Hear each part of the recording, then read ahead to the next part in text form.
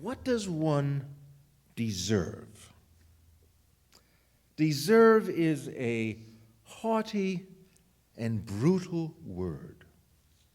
What is really meant by deserve? What do you deserve? What do I deserve?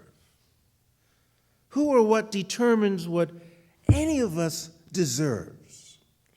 And isn't there an occasional finger on the scale which tries to measure who deserves and who doesn't? Determinations are made all the time about who deserves what. We screen carefully. We are disinclined to reward fecklessness and irresponsible people with our generosity. Lazy people must not benefit from our goodwill. They don't deserve it. But what does that really mean? They don't deserve it. In the early 1800s, the British made a distinction between those who would not work and those who could not work.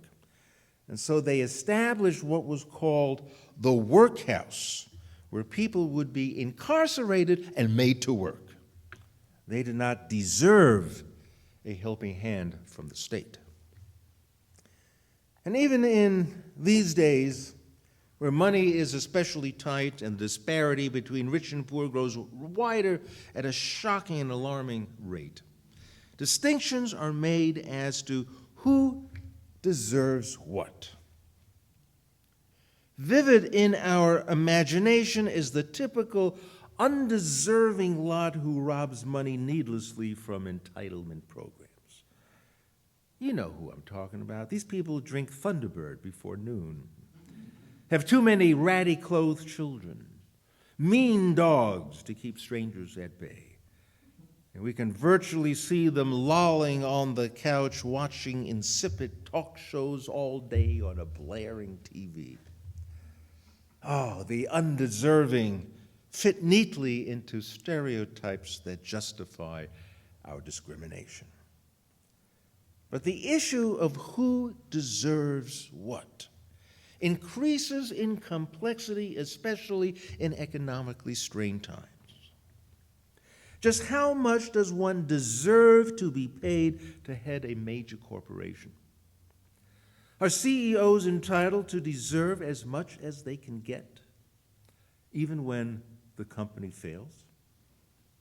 Or a physician? Does an American physician deserve to be paid so much more than his or her counterpart in other industrialized nations with socialized medicine?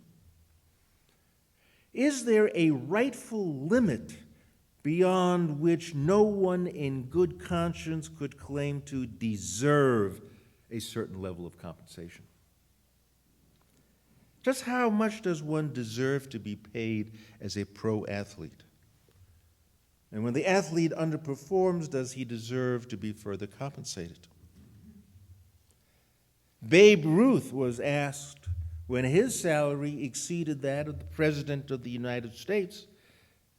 Babe Ruth was asked if he thought he deserved that kind of money. And he said, "Oh, yeah. The president can't hit 60 home runs." In establishing a minimum wage, how is the decision made that determines the least compensation a person deserves? Should there not also be a maximum wage of what a person deserves, or is there no limit to what a person deserves in income? And if there isn't, why don't we see other human beings as deserving enough to at least make a livable wage? People who work in the nonprofit world make a fraction of those who work in the corporate world.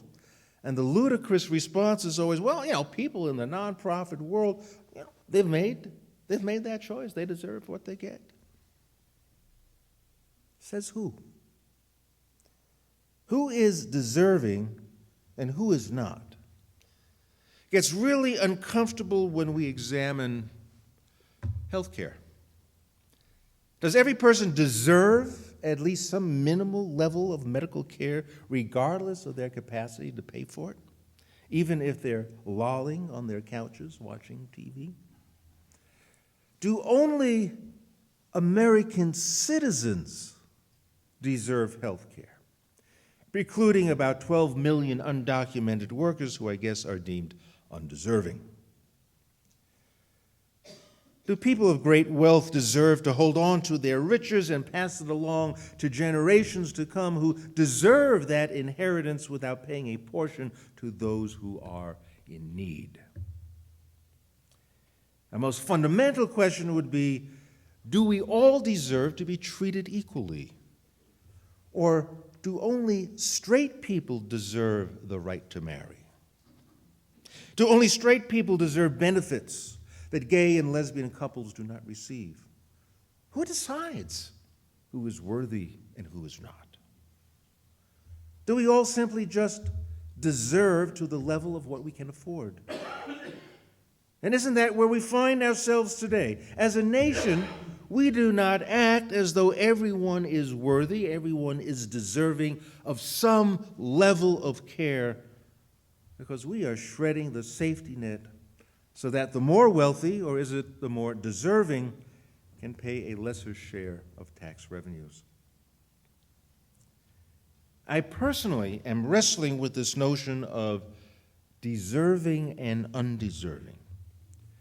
Now, we may be thankful for life's blessings, but do we also feel somehow, perhaps a smidgen, that we've deserved them? We've deserved these blessings. Hey, I've worked hard. I deserve it. I've made my sacrifices. Whatever the justification, we deserve what we have. Does that imply then that others may not deserve these blessings? And what does that all really mean? Do we feel an imperative to make blessings available to everyone? And isn't that the struggle in our country right now about not wanting to give up things people feel they rightfully deserve? What a troubling word deserve has become. At Thanksgiving, as a tribute to tradition, we become a little bit more open in our generosity. But after the holidays, it boils down again to what each of us can afford. If we can afford something, then, well, we deserve it. The devastation of Hurricane Sandy provides a great metaphor, almost of biblical proportion, since it rained on the just and unjust alike. When the electrical grid went on the fritz, nobody had power. And I like the double meaning of power. The rich had no power. The poor had no power. The concept of deserving and undeserving got lost in the storm. An almost eerie equality settled on large sections of the Northeast. Now, if people write this script, then divisions are made between those who deserve and those who don't. The world is more orderly that way when we believe that the righteous would not suffer power outages and only the wicked would sit forlornly in the dark. But when nature writes the script, nature which inherently never discriminates, we see the false dichotomy in our system, that some people are more deserving than others. Hurricane Sandy said, not true. It's hubris, a human characteristic that makes these distinctions that place some as more deserving than others. So my thoughts come full circle. Pilgrims and Indians sharing turkey and apple pie in gratitude for life's abundance is comfort food for a comfort myth. And we still seek comfort food to digest alongside our comfort myths. The myth of generosity gets exposed when bias persists against providing hospitality for the immigrant or health care for everyone, or precluding certain lovers from marriage. Thanksgiving is a perfect time for us to ask ourselves about our core values. Do we think that we are entitled to our privileges? Do we think that we deserve what we have? And if we do, It's the implication then that others who have less are somehow undeserving. If we feel that all people are deserving, then how do our actions conform with our beliefs? Deserving is a funny word.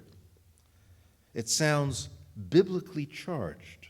It's like God sat in judgment over who deserved what and who was undeserving. It was a God who either loved or withheld love. Not everyone was equal, although the prophets cried out for a more just world. In a progressive church such as ours, in houses of worship everywhere that understand the implications of making personal judgments about others, we need to be honest about our own biases. As long as bias is responsible for withholding something from people who don't deserve a privilege or a blessing or a human right, we will never move forward in making the world more just. We all deserve, do we not? We are all worthy of partaking in life's bounty. It was never meant to be that we deserve, well, maybe a little bit more than our neighbor. Where does that feeling even come from? Who decides who is deserving and who is not? You know who decides? We do. May we find a moment during this season of gratitude to ponder our own inclination towards feeling not only blessed, but also somehow deserving of the blessing. Deserving of the blessing. What does that really mean? If all people are deserving, then we know the direction we must go. It's not about a little generosity on Thanksgiving. It's really about a whole new attitude, a whole new approach towards life itself. So be it.